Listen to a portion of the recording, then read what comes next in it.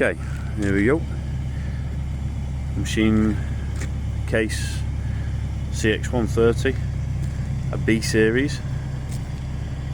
This machine I use every day. I've put 2,000 hours on it so far since owning it. Does all my golf course construction work. 2008, low hourred, just gone to 8,500 hours. Encon on it for 18 months. I bought this, it took me a long time to find one. I specifically wanted this model. No AdBlue, no DPF. It's running now, as you can see. Perfect day for it. See, there's no smoke at all in the engine. Runs lovely. It's getting ready for a touch up on the paint. I must admit, it's a bit faded and getting a bit scabby around the bottom of the cab now. Encon's a really good tool. That's a 2019 reconditioned with a warranty. Brand new top hitch, pipework back to the cab, brand new control system. But the Encon is a recon, the actual tool rotator module. I've converted my own buckets, not the tidiest job on that narrow one, but converted my buckets, saved a lot of money. Put a new set of tracks on it maybe a year ago, 18 months ago. Tracks went tired, ended up getting a really good deal, luckily. Try and keep it tidy, keep the tracks dug off as much as I can. I've literally just tracked it into the yard here now, so I've not had a chance to do it today, but try and keep the cab tidy, keep it brushed out, easy to do. So the purpose of this video is I wanted to show anyone who's looking to get started in this sort of work, excavation, groundwork. The machines are so expensive. Dumpers in there, I'll talk about that next. Machines are so expensive now, makes it a bit daunting if you're looking to start up on your own. I just wanted to show that you can do the job with second-hand machines if you buy sensibly. A machine that's been looked after and serviced, you can keep looking after it, keep servicing it, and get plenty of use out of it. This has done a lot of work for me, this machine, and I'm going to keep it, keep running it, and spend what needs to be spent on it in the future. What it would cost me to upgrade to a much newer machine, I don't really see the value in, personally. There's all different ways of looking at it, no doubt, but let's just say I know plenty of people with new machines having a lot of trouble with them. I'd like to stick to the devil I know. This does everything I want it to very well. It's nice and smooth for my grading work, etc. It handles the Encon well, so I'll keep it going. When you go and look at something like this, the basics really. Check the oil and water. If you're going to buy something second hand, oil and water, check they're right. Inside, have a look at the pump. See in there, pump on this machine, bone dry. The tray underneath is bone dry, there's no oil leaking, and there's the level there. The boom stretched out, that oil should be between the two red lines. With it up like it is, obviously a bit of oil is swallowed up in the rams, so be anywhere on the gauge, basically. Check it's clean, check it's not leaking, check the tracks. I personally would take Allen keys, check the oil in the final drives because they're expensive to fix. Check for play in the slew ring. Just if you push your bucket down on the floor and pick the machine up, you'll see if the upper structure moves before the lower trap frame moves. There's a bit of play in the slew ring. It's not uncommon to have a bit on a machine this age, and a little bit I wouldn't worry about, but take a mechanic with you, I would say, is good advice. Take a plant mechanic with you to have a good look around the machine.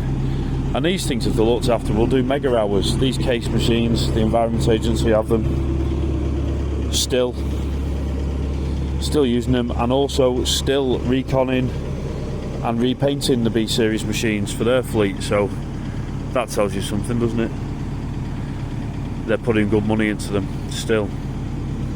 So yeah, the case is 17 years old now and is still out doing full day's work, full week's work. It's a busy machine, busy all year with it, and it does the job. Don't think I need to go and spend £60,000 on a machine if I want to work it every day. You're going to get a machine for 20,000, 30,000 that will work every day. Just look after it. This machine, when you turn it on, it's got a warm-up cycle. Let it go through it. It takes about 5 minutes on a cold day, maybe a touch more. Let it warm up. Grease it regularly. Change your oil. I change the engine oil twice a year in this, and I change the oil in the final drives twice a year in this. It's just good practice, and it doesn't cost you a lot of money. The final drives hold about 2 litres each. You know, 30 quid a year, if that, for the final drives. Maybe 50, maybe 100 quid, 120 quid in oil to change the drives on the engine twice. Not big numbers. And yeah, keep them greased. So there you go. That's the case. I've had very little trouble with it. Touch wood, long may it continue. And that will be doing plenty more work for me in the future. So I'll do the dumper next, and then that'll be about that for this video. But yeah, like I say, I just want to showcase that you don't have to go out there and buy brand new stuff to be out busy and making money every day with your machines. So there you go. Good second-hand machines. I believe that's what I do anyway. I believe it's a good way to do the job. Alright, see the dumper. Okay, second machine I wanted to talk about. Thwaites 9-ton dumper. This is a 2008. So again, not a new machine, but in good straight condition. I bought this out of the Euro auction at Leeds. Had a good look round it, had a good drive, went down, checked the oil and water, checked it wasn't breathing heavily on the engine, and all it needed was the seals in the axle, which is inside there where the axle meets the hub. They were leaking. On sites, what happens is they run them through muck right up there, and the muck just gets into the seals and just wears them. It's not an uncommon thing, especially on the front axles on these dumpers. As I say, when you have a look round one, just check the oil and water, just look at the overall condition, and generally tell if things have been looked after. I got this back into the workshop, went through it, did the seals on the axle, checked all the fluids, hubs, axles, gearbox, changed the engine oil and filters. They're very simple, not difficult to maintain yourself when you've done it once, should I say. It's easy after that. Good set of Allen keys on impact gun. Sometimes if they've not been undone for a while, everything's just on Allen bolt, Allen headed studs to check the oil in the hubs. Show you on this. Where are we? Allen key to undo that, sit it so that's level across. Check the 4 of them. Same on the axles. They've got a fill level and a drain, so open the fill bung, check the oils up to the top. Other thing when you're looking at these is all this centre joint. We've got top section and then where's my finger? Bottom section there. And then the steering rams, this has got a bit of play. So if you jump on it and steer it, you can see that ram just moves backwards and forwards a touch. Easy to check when you're looking at a second-hand machine.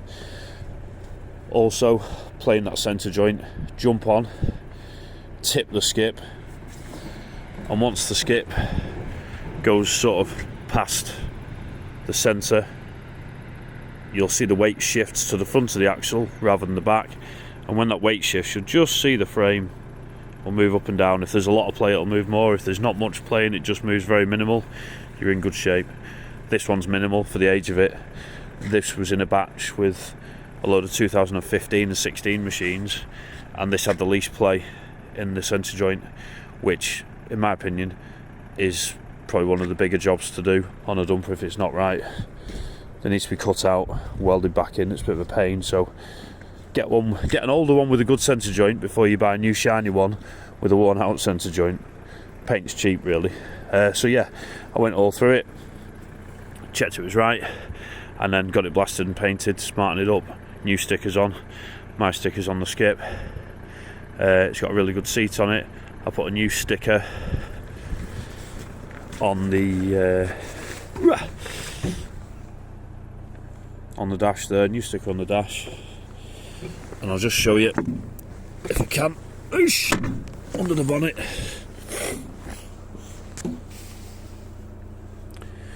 Perkins engine, relatively straightforward.